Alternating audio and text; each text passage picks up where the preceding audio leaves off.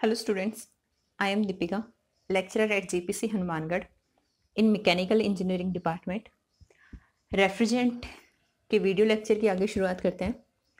तो हमने basic classification पढ़ लिया था अभी तक, जिसमें प्राइमरी और सेकेंडरी रेफ्रिजरेंट कवर किए थे। फिर हमने कवर किए थे हेलोकार्बन, एजियोट्रोपिक में एजियोट्रोप और जियोट्रोप दोनों रेफ्रिजरेंट कवर किए थे। फिर इनऑर्गेनिक रेफ्रिजरेंट और लास्ट में हाइड्रोकार्बन रेफ्रिजरेंट। इन सब की बेसिक प्रॉपर्टी और डेफिनेशन हमने कवर की थी, एग्जाम्पल भी साथ में हमने कवर किए थे। फिर हमने कल के लेक्चर में नॉमेनक्लेचर पढ़ा था, जिसमें हमने फुल्ली सैचुरेटेड, हेलोजनेटेड, जिसमें क्लोरीन एटम भी हो और ब्रोमीन एटम भी हो, क्लोरीन और फ्लोरीन एटम हो, उनका नॉमेनक्लेचर देखा था। साथ ही साथ इनऑर्गेनिक रेफ्रिजरेंट का, जिसमें हमने डायरेक्ट लिखा था R700+ molecular weight, direct designation होगा इनऑर्गेनिक रेफ्रिजरेंट्स का। आज हम शुरुआत करेंगे प्रॉपर्टीज़ की। यहाँ तक का पोर्शन कंप्लीट हुआ, लास्ट टॉपिक बचता है इसमें रेफ्रिजरेंट की प्रॉपर्टीज़। हम थर्मोडायनेमिक प्रॉपर्टीज़ पढ़ेंगे और केमिकल प्रॉपर्टीज़ पढ़ेंगे। तो शुरुआत करते हैं सबसे पहले थर्मोडायनेमिक प्रॉपर्टीज से। तो thermodynamic properties of refrigerant, first property की बात करते हैं, boiling and condensing temperature and pressure. The boiling temperature of refrigerant at atmospheric pressure should be low. यानी इसमें यूँ कहा गया है कि बॉइलिंग कहाँ होती है, इवेपोरेटर में, और कंडेंसेशन कहाँ होता है, कंडेंसर में। तो बॉइलिंग टेम्परेचर जो है वो एटमॉस्फेरिक प्रेशर पे लो होना चाहिए। क्यों होना चाहिए? इसलिए लो होना चाहिए ताकि वो इजीली लिक्विड से वेपर में कन्वर्ट हो जाए। ठीक है, अगर टेम्परेचर हाई होगा, अगर मान लो एटमॉस्फेरिक प्रेशर पे बॉइलिंग टेम्परेचर हाई होगा, तो हमें बेसिकली क्या चाहिए होता है कि हम क्या करते हैं, -4 डिग्री सेंटीग्रेड अगर हमें मेंटेन करना है किसी स्पेस का टेम्परेचर, तो इवेपोरेटर में जो रेफ्रिजरेंट फ्लो होता है वो -4 से भी बिलो रखना होता है। तो हम ऐसा रेफ्रिजरेंट ही तो चाहिएगा जो उससे भी कम टेम्परेचर पे वहां पर क्या हो जाए, बॉइल हो जाए। तो हमने क्या बताया, फर्स्ट पॉइंट, कि जो बॉइलिंग टेम्परेचर है रेफ्रिजरेंट का वो लो होना चाहिए। Second point, the evaporator condenser temperature determines the pressure. जो इवेपोरेटर और कंडेंसर का टेम्परेचर होता है ना, उसी के बेस पे हम क्या करते हैं, प्रेशर डिटरमाइन करते हैं कि उसको किस प्रेशर लिमिट में रखना होता है। हम जब VCRS पढ़ रहे थे तो हमें पता है कि प्रेशर लिमिट का क्या इफेक्ट पड़ता है COP पे।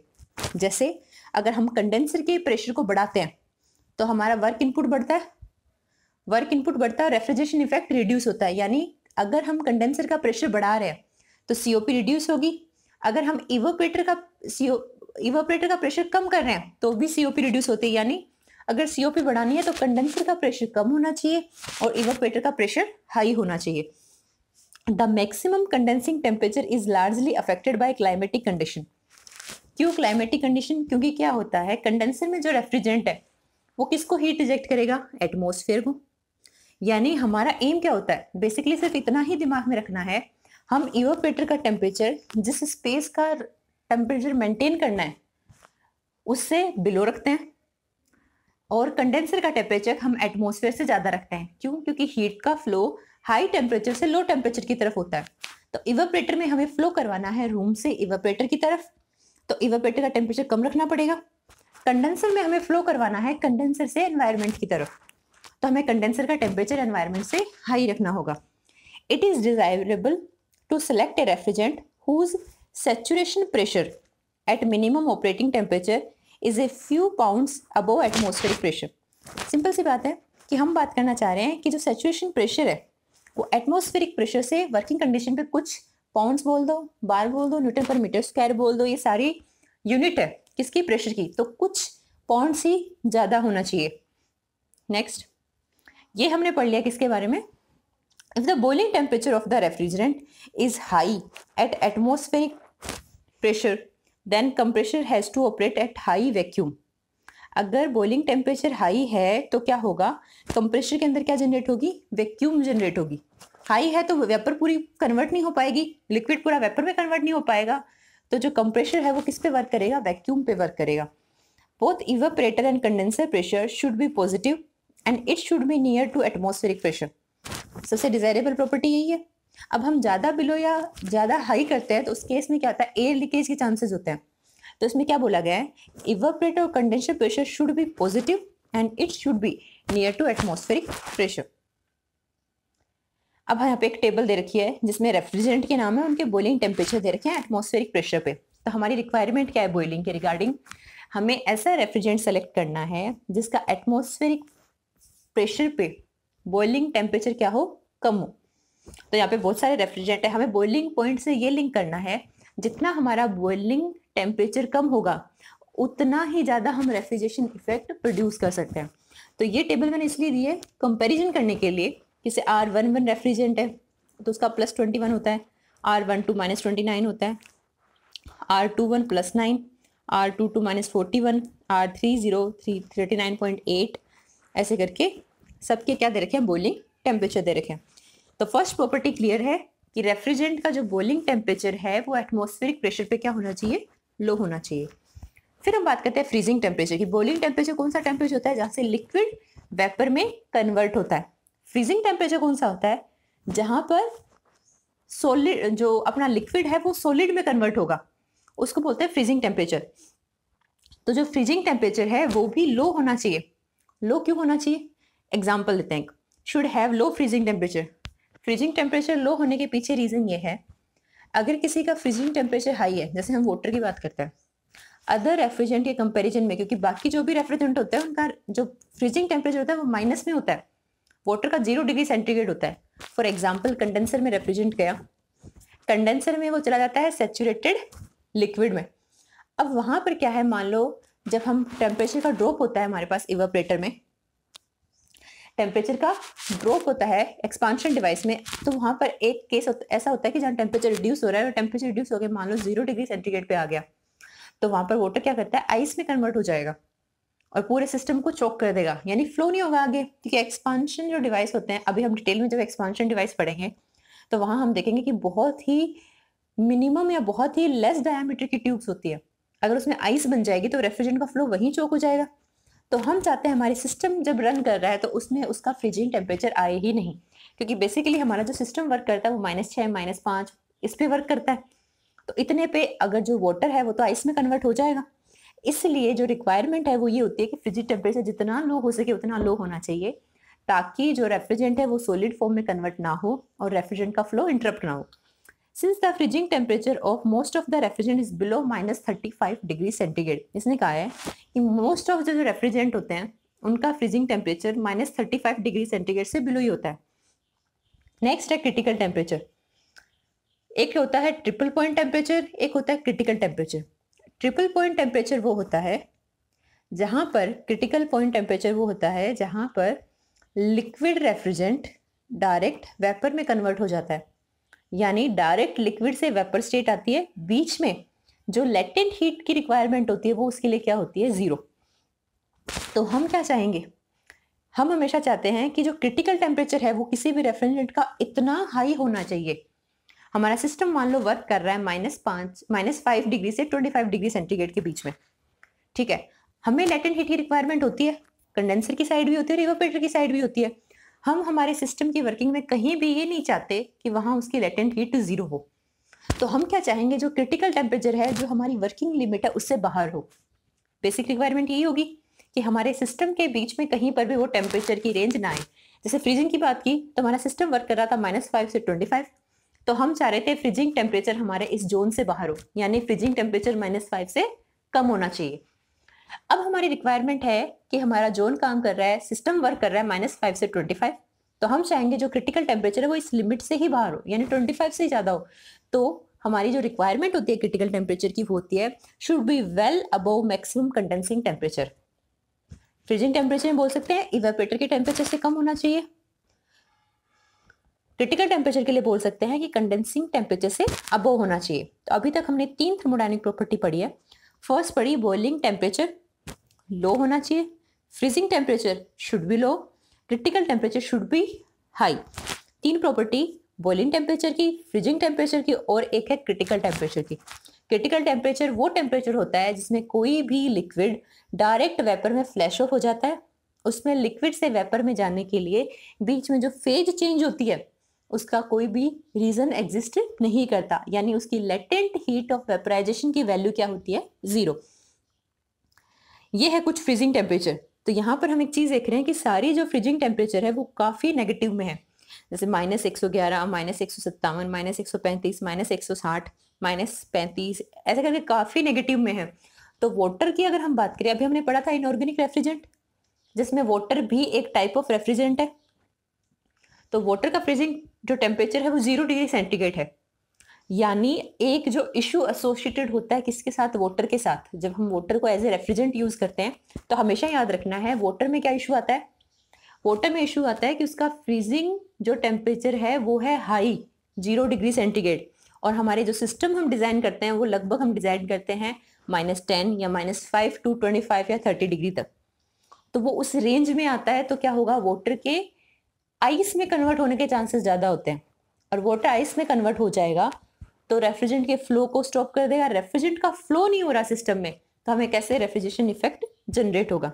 तो ये हमेशा दिमाग में रखना है कि जब भी water as a refrigerant use होता है तो उसमें एक ही इशू है, वो है उसके फ्रीजिंग टेम्परेचर का, क्योंकि यहाँ से ऑब्जेक्टिव क्वेश्चन बनते हैं, और ऑब्जेक्टिव क्वेश्चन का सबसे बड़ा जो एरिया है वो बनता है वाटर एज ए रेफ्रिजरेंट पे। ठीक है, तो वाटर एज ए रेफ्रिजरेंट पे इशू है कि वाटर का जो फ्रीजिंग टेम्परेचर है वो है हाई, तो उसकी वजह से आइस फॉर्मेशन हो जाती है, और रेफ्रिजरेंट का फ्लो जो होता है वो या तो फ्लो चोक हो जाएगा, वर्ड मिलते हैं स्पेसिफिक, फ्लो का चोक हो जाना, ठीक है, या रेफ्रिजरेशन इफेक्ट प्रोड्यूस नहीं होना। रेफ्रिजरेशन इफेक्ट क्यों नहीं प्रोड्यूस हो रहा, क्योंकि जब रेफ्रिजरेंट इवेपोरेटर में आ ही नहीं रहा तो हीट कैसे अब्जॉर्ब करेगा। Next, discharge temperature. High discharge temperature from the compressor should be avoided, it cause some refrigerant breakdowns as well as poor lubrication effectiveness। अगर हम डिस्चार्ज टेम्परेचर एक सक्शन टेम्परेचर, दो चीजें रखते हैं अपन। डिस्चार्ज टेम्परेचर होता है कंप्रेसर के आउटलेट पे, सक्शन टेम्परेचर होता है इवेपोरेटर के इनलेट पे। डिस्चार्ज टेम्परेचर हम चाहते हैं कि हम जितना हाई हो सके उतना ना रखें, जितना हम लोअर लिमिट में रखें उतना सही है, क्योंकि सिस्टम जितना हाई टेम्परेचर पे रन करेगा ना उसके ब्रेकडाउन होने के चांसेस उतने ज़्यादा होते हैं, क्योंकि हाई टेम्परेचर तो थर्मल लिमिट भी होती है कुछ मटेरियल की, तो वो थर्मल लिमिट अगर ब्रेक हो रही है तो भी तो सिस्टम में वियर एंड टियर होता ही है। तो हमारी रिक्वायरमेंट क्या होती है, जो डिस्चार्ज टेम्परेचर है वो एक लिमिट से ज़्यादा एक्सटेंड नहीं होना चाहिए। नेक्स्ट हम बात करते हैं, अभी तक हमने 4 प्रॉपर्टी पढ़ी है। फर्स्ट प्रॉपर्टी थी boiling temperature, freezing temperature, critical temperature, और अभी लास्ट में पढ़ा अपन ने डिस्चार्ज टेम्परेचर। नेक्स्ट है इवेपोरेटर कंडेंसर प्रेशर, साथ में लेटेंट हीट ऑफ वेपराइजेशन। अगर इवेपोरेटर और कंडेंसर प्रेशर की बात करें तो इवेपोरेटर और कंडेंसर के प्रेशर का क्या इफेक्ट आता है वो हम पूरा डिटेल में पढ़ चुके हैं, पढ़ा था। इवेपोरेटर का प्रेशर हम चाहते हैं क्या होना चाहिए, इवेपोरेटर प्रेशर होना चाहिए शुड बी हाई, इवेपोरेटर का प्रेशर होना चाहिए शुड बी हाई, और कंडेंसर का प्रेशर शुड बी लो। इसका इफेक्ट हमने डिटेल से जब VCRS पढ़ रहे थे वहां पर टेम्परेचर और प्रेशर का इफेक्ट हम बहुत डिटेल से देख के आए थे, तो वही इफेक्ट हमें यहाँ बताना है, क्योंकि इवेपोरेटर में फ्लो कौन हो रहा है, रेफ्रिजरेंट। तो इवेपोरेटर का प्रेशर हमेशा रखना है हाई, कंडेंसर का प्रेशर हमेशा रखना है लो। तो अब हम बात कर रहे हैं latent heat of vaporisation. Latent heat की क्या रिक्वायरमेंट होती है, जब रेफ्रिजरेंट इवेपोरेटर से फ्लो होता है तो वो जो हीट एब्जॉर्ब करता है वो लेटेंट हीट की फॉर्म में एब्जॉर्ब करता है। तो हम जब सिस्टम डिजाइन करते हैं तो रिक्वायरमेंट ये है कि ज्यादा से ज्यादा रेफ्रिजरेशन इफेक्ट प्रोड्यूस करें। ज्यादा रेफ्रिजरेशन इफेक्ट प्रोड्यूस करने के लिए ज्यादा अमाउंट ऑफ हीट एब्जॉर्ब करनी होगी, और रेफ्रिजरेंट ज्यादा अमाउंट ऑफ हीट कब एब्जॉर्ब कर सकता है, जब उसकी हाई लेटेंट हीट ऑफ इवेपोराइजेशन हो, क्योंकि वो हीट किसकी फॉर्म में एब्जॉर्ब कर रहा है, लेटेंट हीट। तो हमेशा रिक्वायरमेंट होती है कि हमारी जो लेटेंट हीट ऑफ वेपराइजेशन है वो होनी चाहिए high. Heat which converts the refrigerant from the liquid state to vapour, वो क्या कहलाती है, लेटेंट हीट ऑफ वेपराइजेशन।